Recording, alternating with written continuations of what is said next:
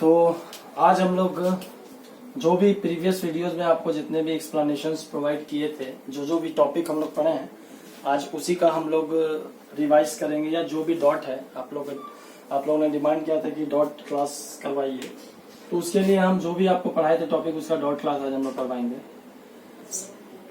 सबसे पहला बात यह है कि हम बेसिकली ध्यान देंगे आपको न्यूमेरिकल सेक्शन पे, कि न्यूमेरिकल सेक्शन के लिए सबसे मेन इंपॉर्टेंट बात क्या होता है। सबसे पहला न्यूमेरिकल्स बनाने के लिए सबसे पहला इंपॉर्टेंट चीज ये है, आप किसी भी चैप्टर को, तो हम सॉल्यूशन चैप्टर हम लोग पढ़ रहे थे, सबसे पहला चीज ये है कि आप सबसे पहले फॉर्मूला जो भी है आप पढ़े हैं, कोई भी लॉ से रिलेटेड फॉर्मूला पढ़े हैं या केस पढ़े हैं, आप सबसे पहले फॉर्मूला याद रखिए। जैसे सबसे पहले हम लोग पढ़े थे हेनरीज लॉ, तो पी गैस बराबर के एच एक्स गैस, यानी यहाँ पे प्रेशर ऑफ गैस है, ये हेनरीज कांस्टेंट है, और ये आपका mole fraction of the gas ही है। मोल फ्रैक्शन का फॉर्मूला याद होना चाहिए, कौन सॉल्यूट है कौन सॉल्वेंट है ये ध्यान में होना चाहिए। प्रेशर को एसटीपी पे, एटीएम में, पास्कल में क्या वैल्यू है, तो यहाँ पर हम आपको यूनिट लिख दे रहे हैं, ये यूनिट आपको काम आएगा, ऐसा यूनिट आप समझिएगा। 1 ATM is equal to 1.01 bar is equal to 1.01 into 10 का power 5 pascal is equal to 76 cm of Hg is equal to 760 mm of Hg is equal to 760 torr. ये आपका एसआई यूनिट है पास्कल में। अगर ये आप एसआई यूनिट लेते हैं तब आर का वैल्यू आपको जूल में लेना पड़ेगा। अगर ये प्रेशर का एसआई यूनिट है देन आर आपको 8.314 जूल पर मोल पर केल्विन लेना होगा, ठीक है। तो ये आपका हेनरीज लॉ था। इसके बाद हेनरीज लॉ के बाद जो हम लोग पढ़े थे रॉल्स लॉ, तो रॉल्स लॉ के हिसाब से जब नॉन वोलेटाइल सॉल्यूट ऐड होता है सॉल्वेंट में, तो वेपर प्रेशर जो है सॉल्वेंट का वो घट जाता है। तो उसका जो इक्वेशन था, आप इक्वेशन याद रखिए, देखिए इक्वेशन साफ साफ लिखा हुआ था, vapour pressure of pure solvent. ये नॉट का मतलब प्योर, प्योर का मतलब इस इक्वेशन से क्वेश्चंस आपको बहुत सारे बनेंगे।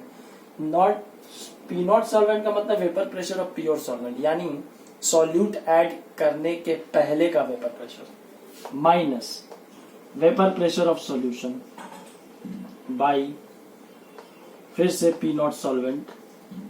यही आपका relative lowering of vapour pressure हो गया। इस टर्म को relative lowering of vapour pressure बोलते हैं। और ये हमारा रॉल्स लॉ के हिसाब से मोल फ्रैक्शन ऑफ सॉल्यूट के बराबर आया, तो ये बराबर हुआ मोल फ्रैक्शन ऑफ सॉल्यूट। तो सॉल्यूट को कंपोनेंट 2 लेके चले हैं। आप सॉल्यूट और सॉल्वेंट पहले क्वेश्चन में आइडेंटिफाई कर लीजिए, कौन गिवन वेट है, कौन मॉलिक्यूलर वेट है, किसका क्या होगा। तो मोल फ्रैक्शन ऑफ सॉल्यूट को हम तोड़ रहे हैं। मोल फ्रैक्शन ऑफ सॉल्यूट का मतलब number of mole of solute by number of mole of solute plus number of mole of solvent. इसी में आप गड़बड़ाते हैं। आप number of mole of solute को ऐसे लिखिए W2/M2। इसका मतलब हुआ जितना वेट लिया गया सॉल्यूट का बाय उसका molar mass by total mole. तो टोटल मोल ये सॉल्यूट का मोल और प्लस सॉल्वेंट का मोल। W1 given weight of solvent हो गया, M1 molecular weight of solvent हो गया। ये आपका इक्वेशन हुआ। अगर आप देखिए ये इक्वेशन जो है, इस इक्वेशन में ये इक्वेशन में आप W2/M2 डिवाइडेड बाई W1/M1 भी होगा, यानी मोल of solute by mole of solvent. ये कब होगा, तो आप केस देखिएगा, जब number of mole of solvent बहुत ज्यादा होगा number of mole of solute से, तब हम यहाँ पे N2 को नेग्लेक्ट कर लेते हैं। इसके हिसाब से क्वेश्चन भी आपको इसका बनेगा। ये इक्वेशन फिर से लिखिए। इसी को तो हम बोले हैं, चाहे आप मोल फ्रैक्शन ऑफ सॉल्यूट निकालिए, चाहे आप रिलेटिव लोवरिंग निकालिए, दोनों का वैल्यू हमेशा सेम आएगा।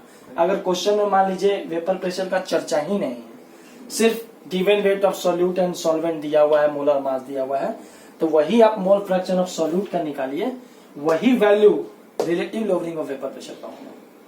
बात समझ रहे हैं? या अगर सिर्फ वेपर प्रेशर दिया हुआ है सॉल्वेंट और सॉल्यूशन का, ठीक है, और आपसे मोल फ्रैक्शन ऑफ सॉल्यूट पूछ रहा है, तो आप ये टर्म निकाल दीजिए relative lowering. Relative lowering of vapour pressure का ही वैल्यू मोल फ्रैक्शन के बराबर होगा। ये क्वेश्चन आपके बुक में है। तो ये टर्म को relative lowering of vapour pressure बोलते हैं, रिलेटिव लोअरिंग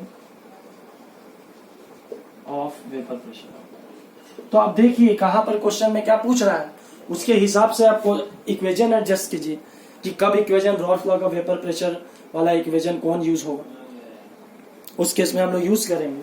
इसके बाद जो फर्दर आपका है, ये रॉल्स लॉ का केस था, इसमें आप एकदम याद रखिएगा ये equation, vapour pressure of pure solvent minus vapour pressure of solution by vapour pressure of pure solvent, ये रेशियो को ही relative lowering of vapour pressure बोलते हैं और इनका value mole fraction of solute के बराबर होगा। ठीक है, इसके बाद मोल फ्रैक्शन के बाद हम लोग को जो पढ़ना, जो आपको इक्वेशन बताया गया था, वो आपका एक इक्वेशन बताए थे, total vapour pressure is equals to x A, या चलिए शुरू से पी ए, दो कंपोनेंट कंसीडर किए थे, P naught A x A. P naught ए का मतलब होता है vapour pressure of pure component. Pure का मतलब जब मिक्स नहीं किया गया है इसको, दो कंपोनेंट को, उसके पहले का। उसी तरह दूसरा है component P B, P not B x B. ये P A and P B क्या है, ये मिलने के बाद है का वेपर प्रेशर, तो इसको बोलते हैं vapour pressure of A and be in solution बोलते हैं। क्वेश्चन में पूछता है आपसे calculate the vapour pressure of A component in solution, यानी आपसे पी ए पूछ रहा है। क्वेश्चन में पी नॉट ए और पी नॉट बी को लिखा हुआ रहेगा vapour pressure of pure component A, तो वो पी नॉट ए दिया हुआ है। Vapour pressure of pure component B, तो पी नॉट बी दिया हुआ है।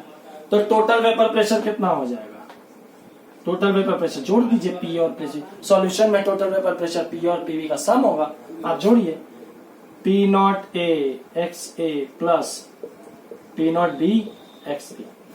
यहां से आप कीजिए क्या इक्वेशन में, इक्वेशन तो आपको बताया हुआ है, ये टोटल वेपर प्रेशर हो गया। तो जहां देखिए क्वेश्चन में टोटल वेपर प्रेशर दिया हुआ है, आप इस इक्वेशन को फॉलो कीजिए।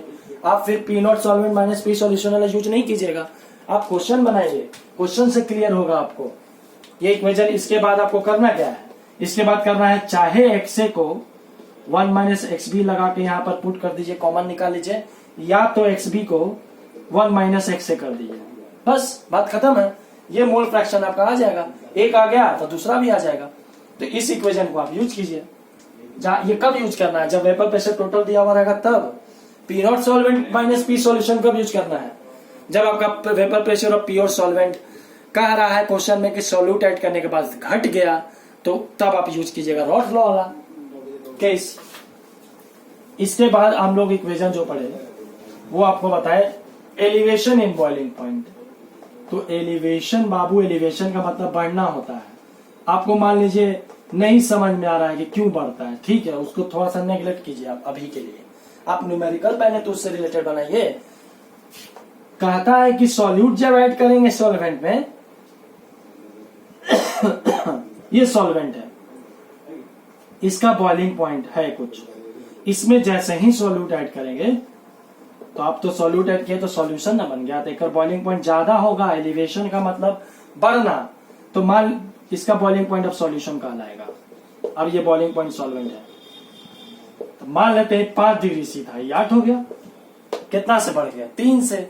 कैसे निकाले आप, 8 माइनस 5, इसी 8 माइनस 5 को तो डेल्टा टीवी बोलते हैं, एलिवेशन इन बॉइलिंग पॉइंट। आप इस इक्वेशन को सॉल्व कीजिए, केबी इंटू एम। आपके क्वेश्चन में केबी का वैल्यू दिया रहेगा, एम आपको नहीं लेने आता है क्योंकि आपका बेस कमजोर है। मोलालिटी का मतलब क्या होता है, यहां से तोड़िए, number of mole of solute, यानी given weight of solute by molar mass into weight of solvent, weight लेना है मोलर मास नहीं, इनटू W1। और ग्राम में रहेगा तो केजी में चेंज करने के लिए 1000 कर दीजिए। ये इक्वेशन से आपको क्वेश्चन में M2 पूछता है, आप देखिए क्वेश्चन बना करके। मान लीजिए कि सब कुछ दिया हुआ है, फिर क्वेश्चन कभी कभी calculate the boiling point of solvent या सॉल्यूशन पूछता है, तो ये जितना वैल्यू बाबू आएगा, ये तो कांस्टेंट है, ये जितना आएगा डेल्टा टीबी को इसके बराबर लिखना। डेल्टा टीबी क्या होता है, तो डेल्टा टीबी इतना ले आए, मान लो ये एक्स वैल्यू आ गया, ठीक, तो डेल्टा टीबी बराबर एक्स आ गया। डेल्टा टीबी को क्या लिखोगे, boiling point of solution minus boiling point of solvent. तो boiling point of solution minus boiling point of solvent करो, बराबर एक्स निकालो। ए ओ का किसी का दिया हुआ रहेगा, दूसरा का पूछेगा, एक्स जोड़ देना अगर सॉल्यूशन का पूछेगा तो। यही कॉन्सेप्ट यूज करना, आप क्वेश्चन बनाइए। एलिवेशन का मतलब होता है बढ़ जाना, और डिप्रेशन फ्रीजिंग पॉइंट में उल्टा कर देना। देखो डिप्रेशन में घट जाता है, तो डिप्रेशन में घटता है बाबू, तो डिप्रेशन में फ्रीजिंग पॉइंट घट जाएगा। तो तुम ही बताओ या तुम लोग सोचो कि depression in freezing point delta T F बराबर K F into m. Solute formula तो दोनों सेम है, डेल्टा टीबी बराबर K B m, delta T F बराबर के एफ एम।